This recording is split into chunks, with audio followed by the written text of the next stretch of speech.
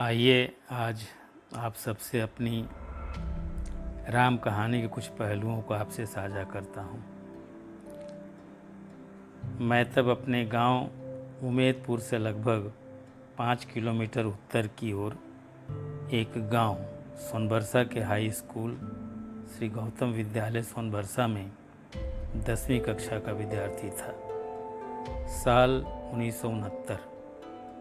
तत्कालीन ग्रामीण परिवेश में परिणय सूत्र में बंध जाने के लिए सर्वथा योग्य परिवार का गौरवमय इतिहास,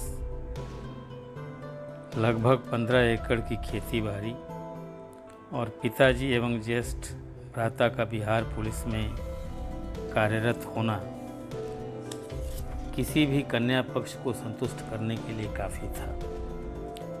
फलतः मेरा विवाह रोहतास जिले के नटवार थाने में स्थित एक गांव लीलवंच के स्वर्गीय अनंत प्रसाद राय जी की 8 संतानों में से तीसरी एकमात्र कन्या शारदा के साथ उसी साल के मई महीने में संपन्न हो गया। भविष्य की वैवाहिक जिम्मेदारियों से बेखबर मैं बहुत प्रसन्न था। शारदा दुल्हन बनकर मेरे घर आई, परंतु किसी अज्ञात कारणवश सुहागरात जैसा कुछ भी घटित न हुआ। 9वें दिन भाभी ने चुपके से मुझे शारदा के कक्ष में दाखिल करवा दिया, परंतु संकोचवश हम दोनों में से किसी ने कोई पहल न की। कमरा हवादार न था, गर्मी बहुत थी। लगभग आधे घंटे बैठकर मैं कमरे से निकल बाहर खुले द्वार पर पड़ी एक खाट पर सो गया। दूसरे दिन शारदा विदा होकर अपने मायके चली गई। 1969 में 10वीं और 70 में 11वीं कक्षा की पढ़ाई पूरी हुई। 1971 मार्च में बोर्ड की परीक्षा संपन्न हुई और द्वितीय श्रेणी में उत्तीर्ण होकर आरा शहर के हरप्रसाद दास जैन कॉलेज में मेरा दाखिला हो गया। मैं 2 सालों 1971-1973 के पाठ्यक्रम वाले आईए का विद्यार्थी था।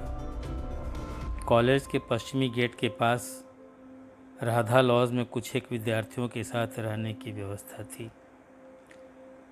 शनिवार को कक्षा की समाप्ति पर कभी बस या ट्रेन से गांव जाकर पुनः सोमवार को आरा लौट आता।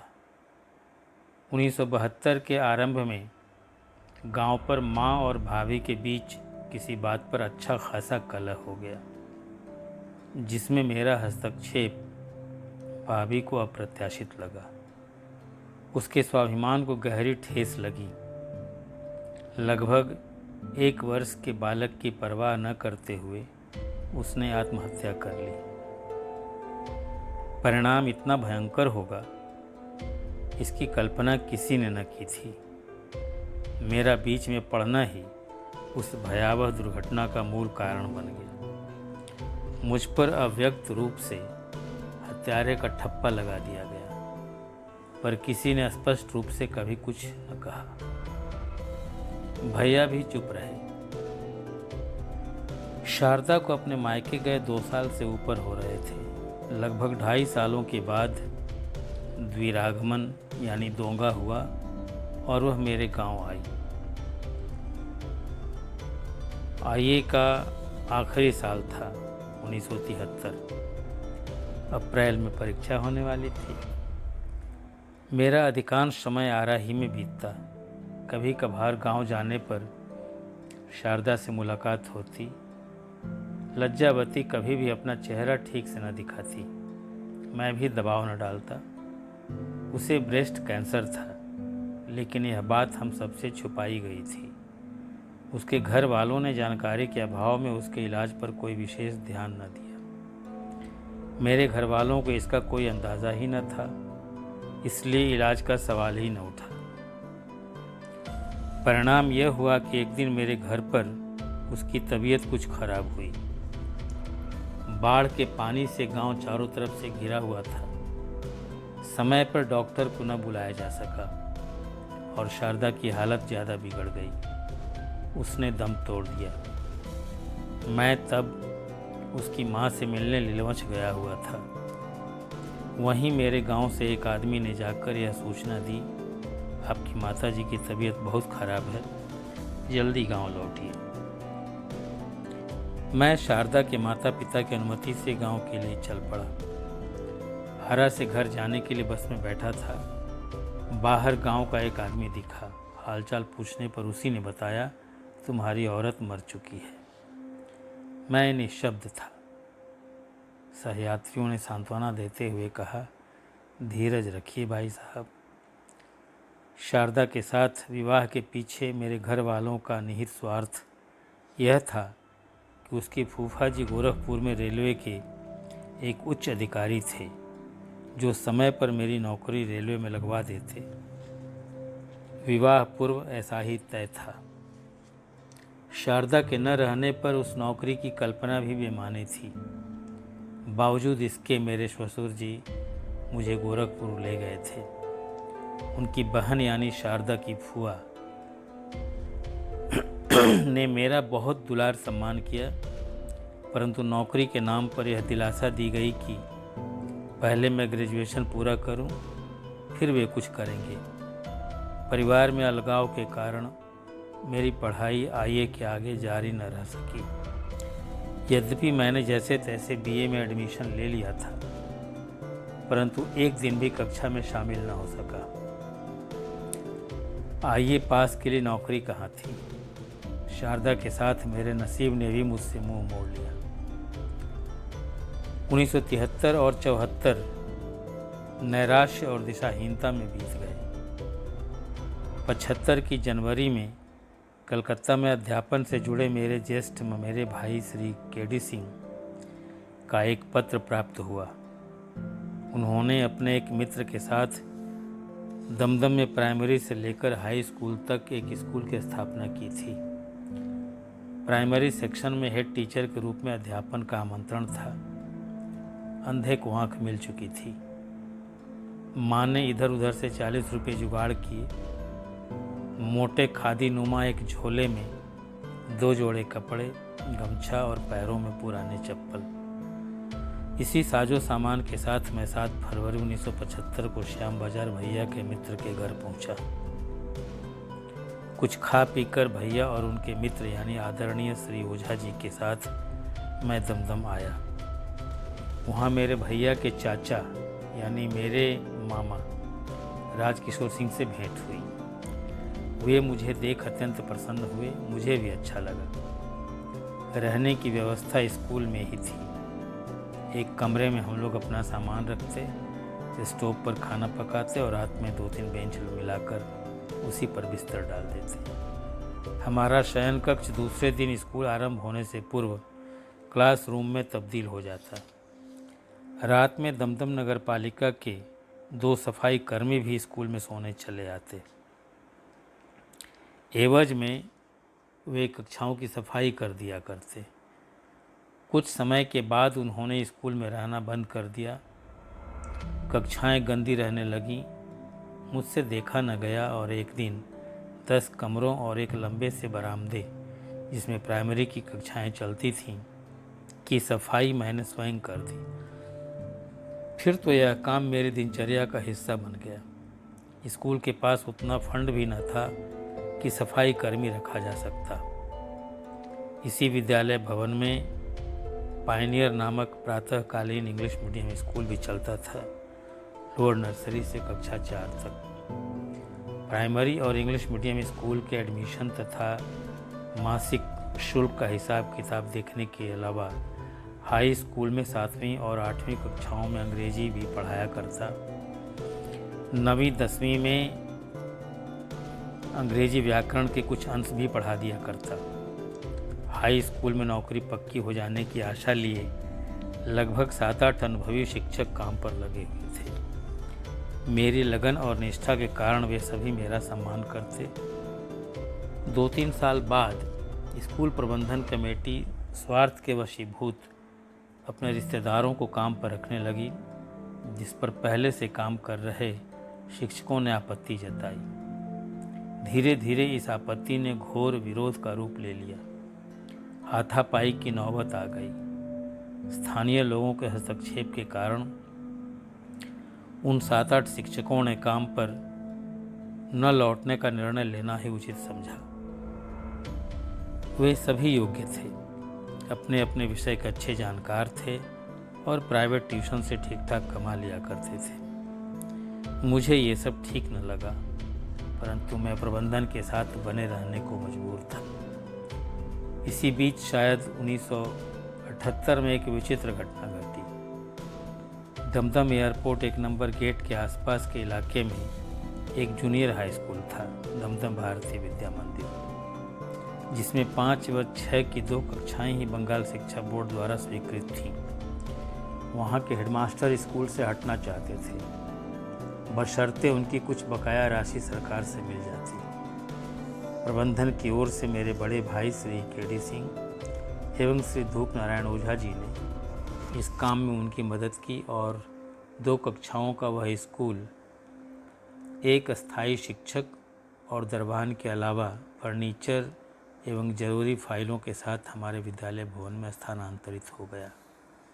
दमदम शिक्षा सदन अब दमदम भारतीय विद्या मंदिर हो चुका था। मेरे बड़े भाई इसके हेडमास्टर नियुक्त हुए। शिक्षकों की तत्कालीन भर्ती नियमों के अनुसार जूनियर हाई स्कूल में एक IA पास व्यक्ति भी शिक्षक नियुक्त हो सकता था, परंतु स्वार्थ ने यहाँ भी अपना खेल खेला और 1975 से 1979 तक की मेरी अवैतनिक सेवा में अध्यापन एवं सफाई आदि की कोई परवाह न करते हुए ओझा जी ने, जो सेक्रेटरी भी थे, अपने छोटे भाई के IA पास साले की नियुक्ति कर दी। मेरे लिए दरवाज़ा बंद हो चुका था। आवेश में मैंने कलकत्ता छोड़ दिया, परंतु 2-4 महीने इधर उधर भटकने के बाद फिर यहीं लौट आया। मेरी दशा समंदर पर तैरते जहाज के मस्तूल पर बैठे पक्षी की बात थी। वर्ष 1979 में भाई साहब ने कहा, अपना ग्रेजुएशन पूरा कर लो, वरना जूनियर हाई स्कूल में नौकरी मिलना असंभव न होगा। उनके बताए अनुसार मैं रांची विश्वविद्यालय गया, परंतु मनोविज्ञान विषय में प्रैक्टिकल वगैरह के चलते वहाँ से परीक्षा देना मेरे लिए संभव न था। मेरा एक विषय प्राकृत भी था, जो वहाँ के पाठ्यक्रम में शामिल न था। मैं निराश कलकत्ता लौट आया। उसी वर्ष के मध्य आरा गया।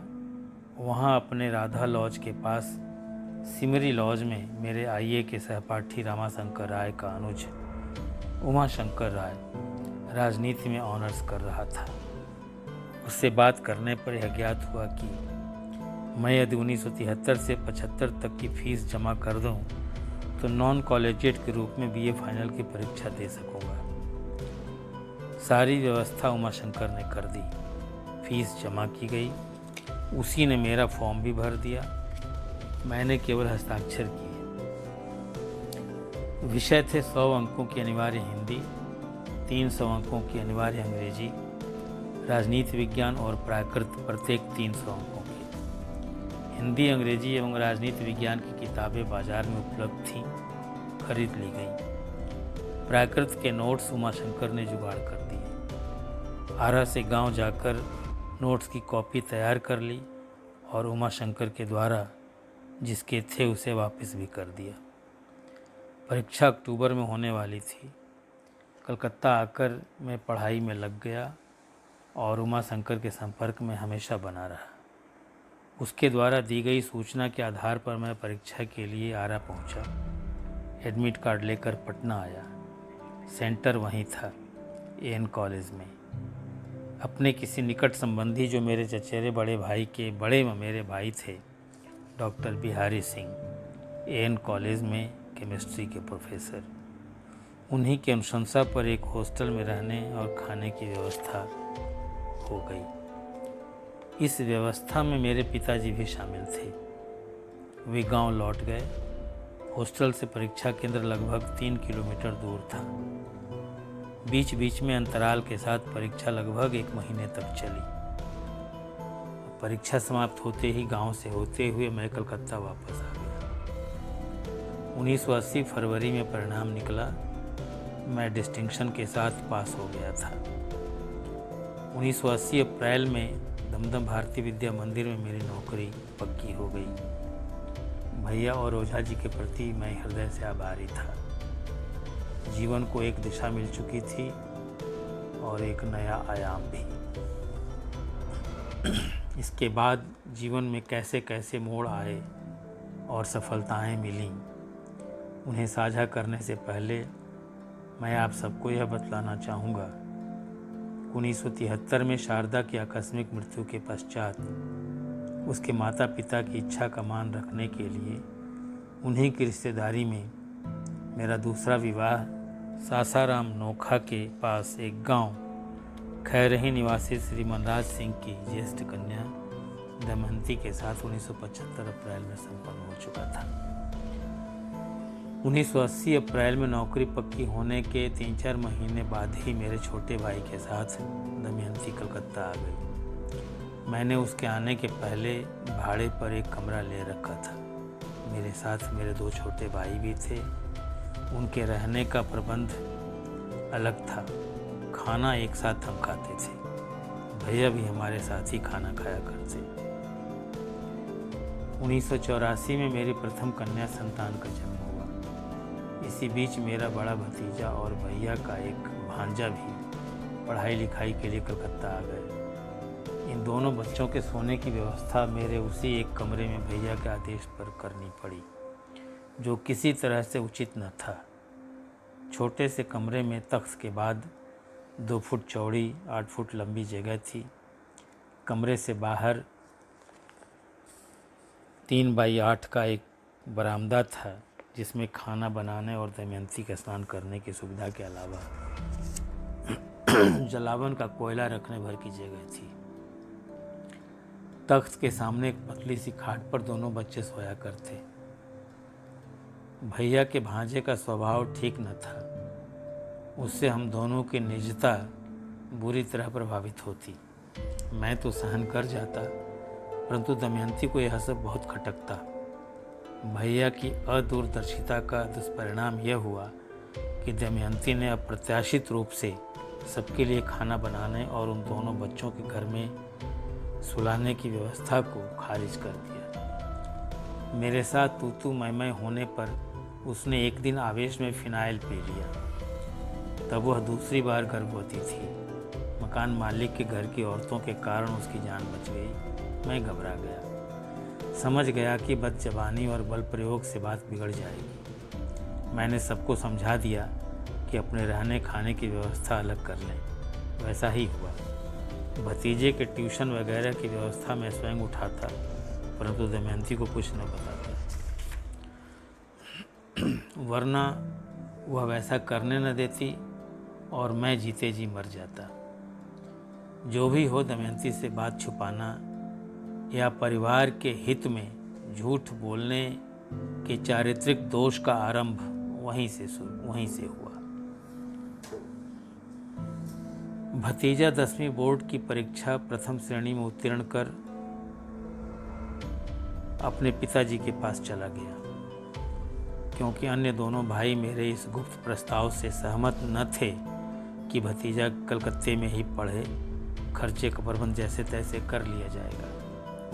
खैर, इसी बीच मैंने कलकत्ता से बीएड और कानपुर से अंग्रेजी विषय के साथ एमए भी पूरा कर लिया। एमए करने के कुछ दिनों के बाद स्कूल के एक शिक्षक ओझा जी के भतीजे के हाथों मुझे कुछ कारणवश अपमानित होना पड़ा, जो मेरे लिए असहनीय था। भैया की चुप्पी और ओझा जी की तटस्थता, इन दोनों ने मुझे हिला कर रख दिया था। पश्चिम बंगाल सेवा आयोग के तहत यहाँ के सरकारी सचिवालय यानी राइटर्स बिल्डिंग में सूचना एवं संस्कृति विभाग में हिंदी अनुवादक के पद हेतु परीक्षा होने जा रही थी। मैंने इस पद के लिए आवेदन किया, परीक्षा में शामिल हुआ। बिहार, झारखंड और यूपी से आए लगभग 250 अभ्यर्थियों में से कुल 6 अभ्यर्थी पास हुए, जिनमें मैं प्रथम स्थान पर था। साक्षात्कार और मेडिकल के बाद 4 अक्टूबर 1986 को मैंने राइटर्स में अनुवादक का पदभार ग्रहण कर लिया। स्कूल से त्यागपत्र न देना पड़ा। भैया ने कहा 2 साल तक बिना वेतन की छुट्टी के आधार पर वहाँ काम करो, बाद में देखा जाएगा। तब स्कूल में मेरा वेतन 1900 रुपये था और राइटर्स में 1400। 500 रुपये का हर माह नुकसान। फिर भी मैं वहाँ काम करता रहा। दमयंती ने पहले तो अपना मुंह बंद रखा, परंतु 6-7 माह के बाद उसने कहा, स्वाभिमान की रक्षा के लिए इस तरह से भविष्य के साथ खेलना ठीक नहीं है। हर माह 500 रुपये का नुकसान कोई साधारण बात नहीं है। एक दिन भैया ने भी ऐसा ही कहा, जिसने तुम्हें अपमानित किया है वह पश्चाताप कर रहा है। आजकल इतनी बड़ी राशि का नुकसान ठीक नहीं है। तुम वहाँ 1 महीने पहले सूचित करते हुए त्यागपत्र देकर पुनः स्कूल में वापस आ जाओ। भैया की बात टालना उचित न लगा और मैंने अनुवादक वाले पद से त्यागपत्र देकर पूरे 9 महीने बाद 1 जुलाई 1987 को वापस स्कूल में पदभार ग्रहण कर लिया। राइटर्स में अनुवादक के पद पर काम करने का लाभ यह हुआ था कि मैं वहां काम करते हुए 1987 के 4 अप्रैल को राष्ट्रीय विमानपत्तन प्राधिकरण सफदरजंग नई दिल्ली में हिंदी अधिकारी के पद हेतु परीक्षा दे आया था। 2 पद भरे जाने थे, एक चेन्नई एयरपोर्ट और दूसरा कलकत्ता एयरपोर्ट के लिए। भाग्य करवट ले रहा था। 1988 की 2 जनवरी को डाकिया घर पहुंचा। दमयंती 2 बच्चों प्रियंका और अमित के साथ घर पर थी। डाकिया कुछ बख्शिश के लालच में लिफाफा देने से आनाकानी कर रहा था। दमयंती ने उसके हाथ से लिफाफा झटक लिया और कहा, वे स्कूल पर हैं, वहाँ जाकर उन्हीं से बख्शिश ले लेना। दमयंती को लिफाफा देखकर अनुमान लग चुका था कि उसमें मेरा नियुक्ति पत्र ही था। स्कूल पर डाकिये ने आकर कहा, दिल्ली से आपका नियुक्ति पत्र आया है, मैंने आपकी पत्नी को दे दिया है, मिठाई खाने के लिए मुझे कुछ दीजिए। मैंने उसे शायद 50 रुपये दिए थे। वह बहुत खुश था। घर जाकर मैं लिफाफा लिए स्कूल आया और भैया को दिया। उनके दफ्तर में हमारे एक शुभचिंतक सज्जन बैठे हुए थे। भैया ने उनसे कहा, आप ब्राह्मण हैं, यह लिफाफा आप ही खोलिए। उन्होंने भगवान का नाम लेकर लिफाफा खोला और कहा, यह तो कलकत्ता एयरपोर्ट पर हिंदी अधिकारी के पद के लिए नियुक्ति पत्र है। भैया बहुत खुश थे, मैं भी। आवश्यक औपचारिकताओं को पूरा करने के बाद मैंने राष्ट्रीय विमानपत्तन प्राधिकरण पूर्वी क्षेत्रीय मुख्यालय कोलकाता में 6 जनवरी 1988 को अपना पदभार ग्रहण कर लिया। इस पद पर पहुंचने की ज़मीन तैयार करने में कतिपय शुभचिंतकों की भूमिका अत्यंत ही महत्वपूर्ण रही है, जिसे भुला देना कृतज्ञता होगी। राइटर्स में एक ताराकांत झा जी थे, जिनसे हिंदी अधिकारी की भर्ती के विशेष अभियान के बारे में जानकारी मिली। उसके पहले इस पद का नाम तक नहीं सुना था। दमदम आदर्श माध्यमिक विद्यालय के एक शिक्षक चौबे जी के माध्यम से अंग्रेजी अखबार द स्टेट्समैन में इस पद हेतु प्रकाशित विज्ञापन के बारे में जान सका। साक्षात्कार के लिए सफदरजंग नई दिल्ली बुलाए जाने पर मेरे परिचित श्री संतोष त्रिपाठी हिंदी अनुवादक से हिंदी अधिकारी के कर्तव्य, राजभाषा नियम, विनिमय आदि की संक्षिप्त जानकारी लिए 4 अप्रैल 1987 को मैं दिल्ली गया था। इस यात्रा के हर मोड़ पर मुझे ऐसा लग रहा था मानो कोई अदृश्य शक्ति मेरा मार्गदर्शन कर रही थी। मज़े की बात यह है कि कलकत्ता वाले पद के लिए सफल अभ्यर्थियों का जो पैनल बना था, उसमें मैं दूसरे स्थान पर था। पहले स्थान वाले ने यहाँ पदभार ग्रहण करके 2 दिनों के बाद ही काम छोड़ दिया। वह शायद किसी केंद्रीय विद्यालय में अध्यापक था। 2 महीने की प्रतीक्षा के बाद कलकत्ता के अधिकारियों ने दिल्ली कार्यालय को सूचित किया। तदुपरांत मुझे यह नौकरी मिली। यदि आपने सही दिशा में प्रयत्न किया तो भाग्य भी आपका साथ देगा। मैंने इस सत्य को देखा है और जिया भी है। जनवरी 1988 में राविप्रा की नौकरी और पहली तनख्वाह 2700। दुनिया बदल चुकी थी। बच्चों का भविष्य सुधरने जा रहा था। उसी वर्ष दुर्गा पूजा के बाद नवंबर में हम लोग दमदम गोरा बाजार से या शोहर रोड पर एयरपोर्ट 1 नंबर गेट से लगे अपने प्राधिकरण के आवासीय क्वार्टर में आ गए। सारी सुविधाएं और बच्चों के खेलने कूदने के लिए विशाल प्रांगण। कुछ दिनों के बाद प्रियंका का एडमिशन भी Calcutta airport English medium school में हो गया। 5 वर्ष की अवस्था के बाद अमित भी वहीं पढ़ने लगा। 1990 के अंत में छोटे पुत्र उदय का जन्म हो चुका था। अपने लिए तो सब ठीक था, परंतु चाहते हुए भी माता पिता की उतनी सेवा न कर सका जितनी करनी चाहिए और कर सकता था।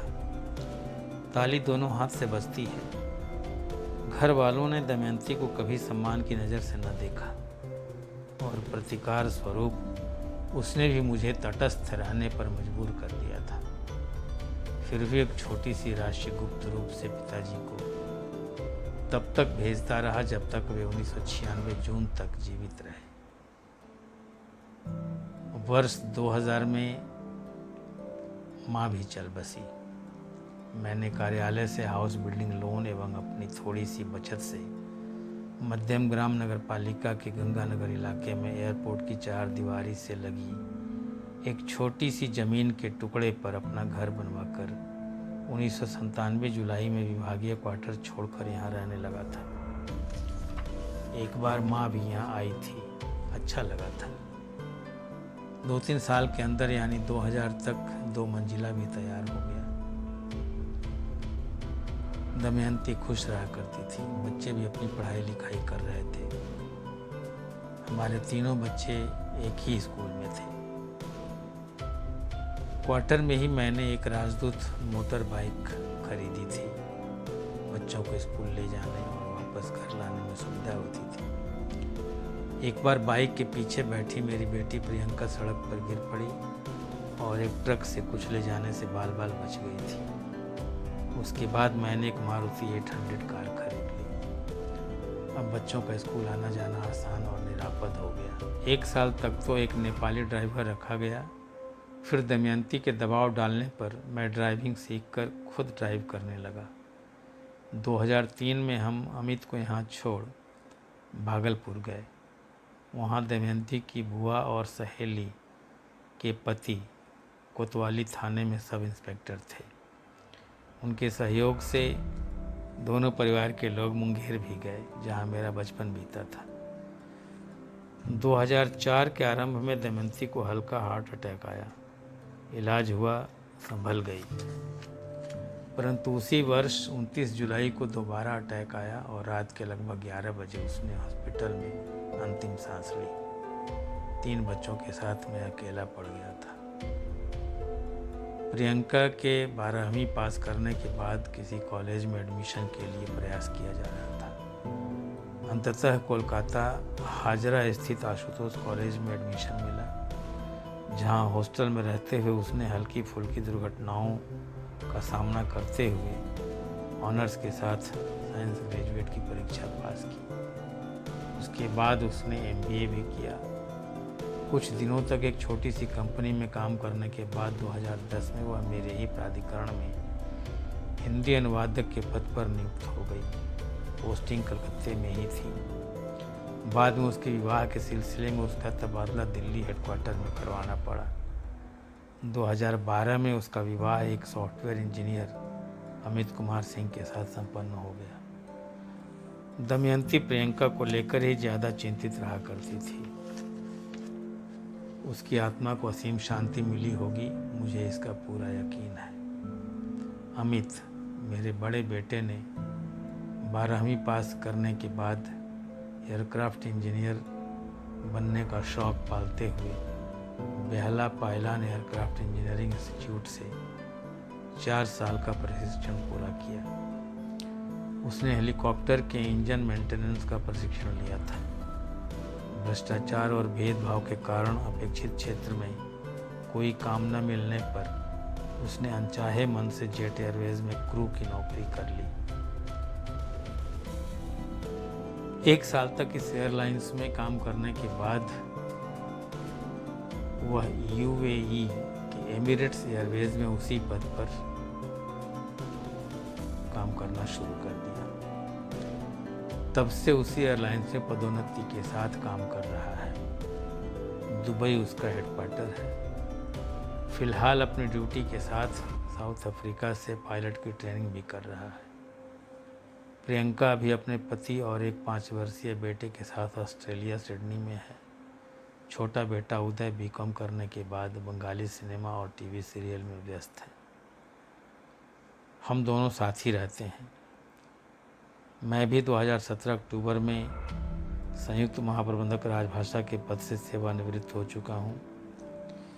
इंटरनेट के जरिए पूरा परिवार जुड़ा हुआ है। दमयंती साथ नहीं है। शारदा का चेहरा तक याद नहीं आता।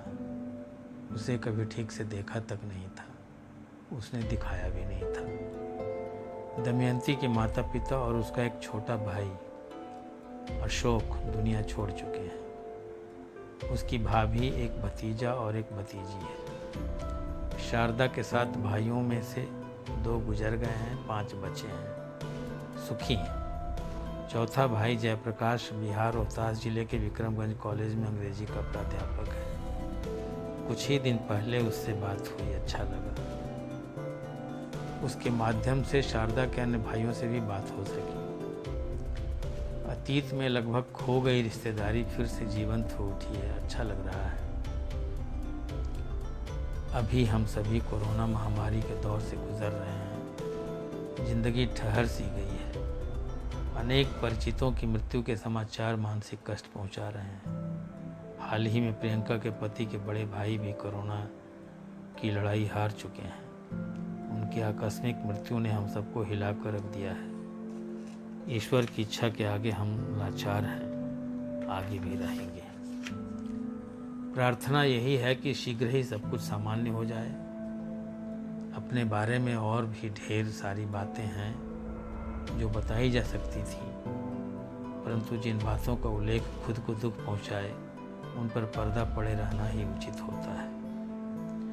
बहरहाल सेवानिवृत्ति के बाद जनवरी 2018 से Dum Dum airport Hindi higher secondary school में 11 एवं 12 की कक्षाओं में हिंदी एवं अंग्रेजी की कक्षाएं ले रहा हूँ। यह सेवा मैं स्वयं को व्यस्त रखने के लिए निःशुल्क दे रहा हूँ। बच्चों के बीच रहना अच्छा लगता है। अब तक की मेरी राम कहानी सुनने के लिए आप सबका बहुत बहुत धन्यवाद और हार्दिक आभार।